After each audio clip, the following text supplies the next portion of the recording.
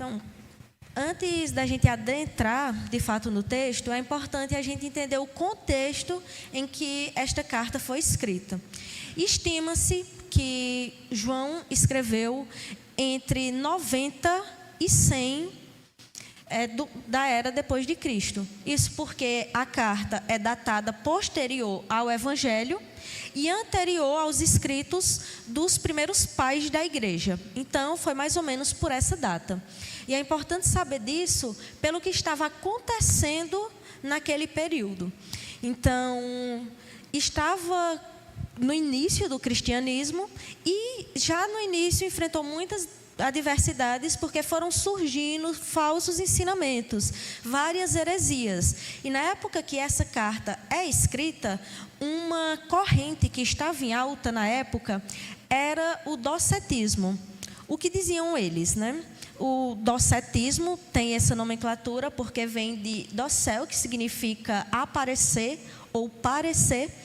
E estas pessoas, elas diziam o seguinte, que o Senhor Jesus Cristo, ele tinha a aparência de homem, a aparência de humano, mas que ele não havia encarnado de fato. E isso acontecia porque, numa época bastante dualista, eles acreditavam que o espírito era puro e que a carne em si mesma era má.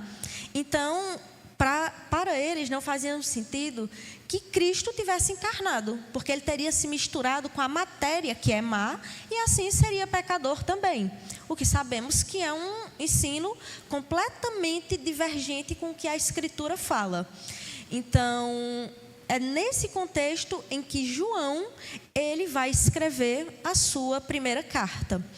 Não é à toa que entre os temas principais que ele aborda estão a natureza divina de Cristo, a natureza humana de Cristo, e ele também vai utilizar de um recurso interessante durante toda a epístola, que é fazendo uso de contrastes.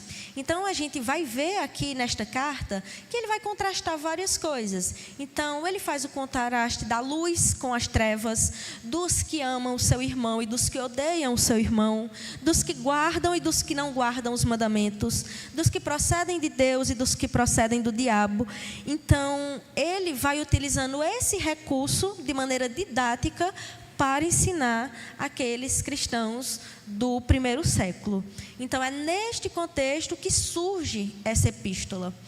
E, em vezes anteriores, trazendo a mensagem, já havia abordado o capítulo 1 e o capítulo 2. E para que a gente esteja bem situada, vou retomar de maneira bem breve, para que a gente possa, assim, ter o melhor aproveitamento deste capítulo 3. Então, no capítulo 1, João, justamente por conta do docetismo, ele inicia fazendo uma defesa da dupla natureza de Cristo. Então, ele se refere à divindade do Senhor, ao se referir a ele como verbo da vida e dizer que ele é aquele que era antes do princípio. No entanto, ele também afirma de maneira categórica a natureza humana de Cristo e que ele é testemunha dessa natureza, até porque ele viveu com Jesus, ele o acompanhou. E ele diz lá no capítulo 1 coisas como: o que vimos com nossos próprios olhos, contemplamos e as nossas mãos apalparam. Ele diz isso justamente para provar que Cristo ele não parecia humano. Não era apenas uma aparência, ele de fato é o Deus vivo que encarnou e veio até nós. Mas por que era tão importante ele fazer essa defesa? Bem, meus irmãos, por um princípio muito básico que se encontra em 1 Coríntios, capítulo 15, versículo 17, que diz: e se Cristo não ressuscitou, é vã a fé que vocês têm, e vocês ainda permanecem nos seus pecados. Então, João, ele tira esse tempo para defender a natureza de Cristo, porque se Cristo não encarnou, ele não morreu. Se não houve uma morte verdadeira na cruz do Calvário, se foi só uma aparência, ele não ressuscitou. E se ele não ressuscitou, a nossa fé é em vão. É uma fé que se resume ao aqui, ao agora. Então, em vão seria a nossa fé e nós ainda estaríamos no pecado, porque nós não teríamos o nosso Redentor. E por isso que João ele faz essa defesa. E por que isso? Porque nós sabemos que nós cremos no Deus que é justo, o justo juiz.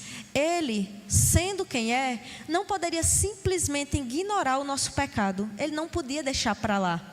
Seria muito fácil, mas a dívida tinha que ser paga. Alguém tinha que morrer.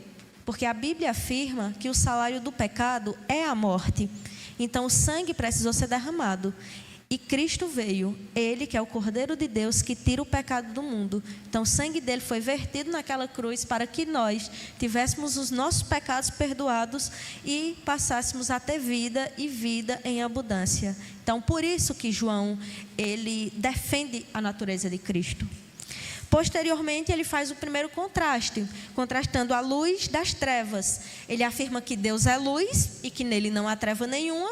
Então, se nós estamos nele, nós também não podemos andar nas trevas. Nós devemos andar na luz, assim como ele é a luz. E ele finaliza o capítulo 1, dizendo que se nós afirmarmos que não temos pecado, nós somos mentirosos. Mas que se nós confessarmos os nossos pecados, ele é fiel e justo para nos perdoar. E ainda sobre o pecado, ele inicia o capítulo 2, afirmando que a maneira que nós demonstramos que estamos em Jesus é guardando os seus mandamentos. E que se nós dissermos que o conhecemos, mas não guardarmos as suas palavras, então nós estamos mentindo.